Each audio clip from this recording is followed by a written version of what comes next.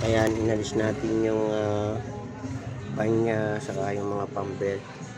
Pinag-aalis natin siya kasi ito yung bago kasing bili kong sasakyan. I-check ko kasi yung timing belt niya kasi walang nakalagay dito kung kailang pinalitan. So bilang mekaniko, i-check ko yung kanyang timing belt.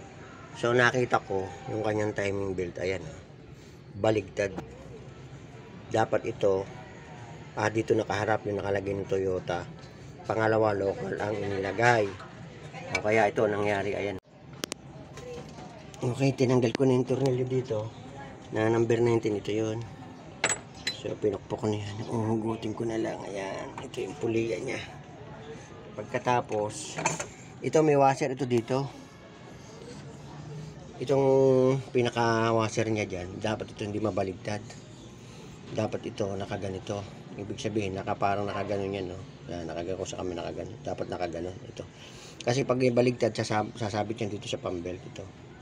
So siguraduhin lang na yung kung anong inalis yun din ibabalik. At dapat yan pag kayo ay nito, tatiming na ninyo, lalo doon siya nagdi-DIY. Dito yung timing, saka dito sa injection pump, may mga araw naman yan dyan. Ayan, mga araw-araw doon sa ilalim, ganun din yung tapat ng puliya, yung puliya na yan, yun yung timing niya, nakagitna yan doon. Okay, maglulog na tayo ng pinaka-tensioner niya. Ayan, ang nilulugan dyan ito, saka ito, yung isang parehong 14 yan. Ayan, ayan, yung siya number 14. Ayan, at saka yung dito sa mismong tensioner, para ibig sabihin ito gaganito para matanggal ito. Ito yung timing niya sa cam. Katapat siya nitong puliya, yan yung puliya. Sa loob may pinakagatla yan.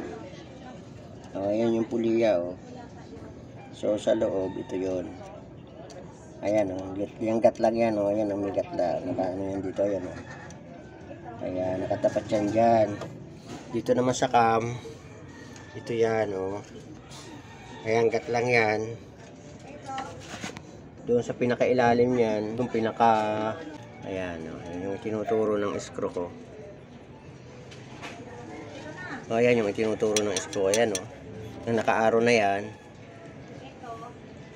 Dito yan, ayan, yung naka-arrow na yun. Tapos dito naman sa injection pump ito, ayan, yun naman siya, ito yung naging sira nya, ayan, saka may mga lamat na talaga, talagang ano na siya, kumbaga talagang may ayun, may mga damage na talaga siya. Ayan, ganun, mahigpit na siya. Ito lang naman bali ilalapit lang ito papunta doon, susungkitin lang. Tapos kinakailangan make sure na nakatapat din yung sa injection pump doon sa ilalim at saka yung dito.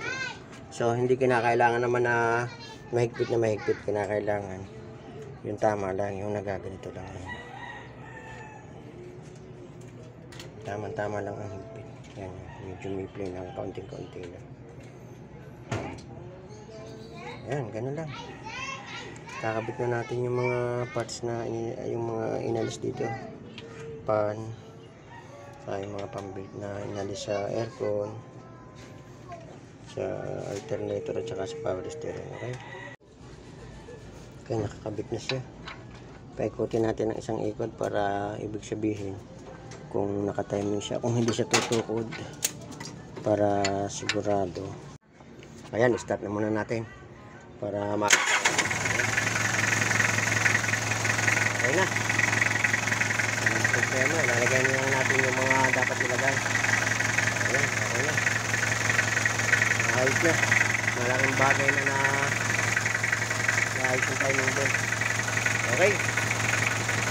Patay na. Patay. Ayan, okay na. Nakikabit ko na. Wala nga lang cover. Hiniya ko munang walang cover kasi ito naman sasakyan ito sa akin. So, Talagang sinadya ko na walang cover yan. Ayan, start na natin. Okay, start na natin.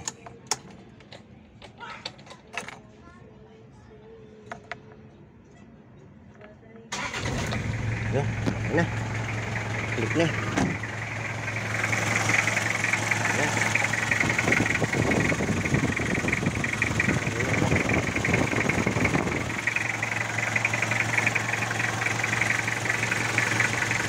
Maayos ito.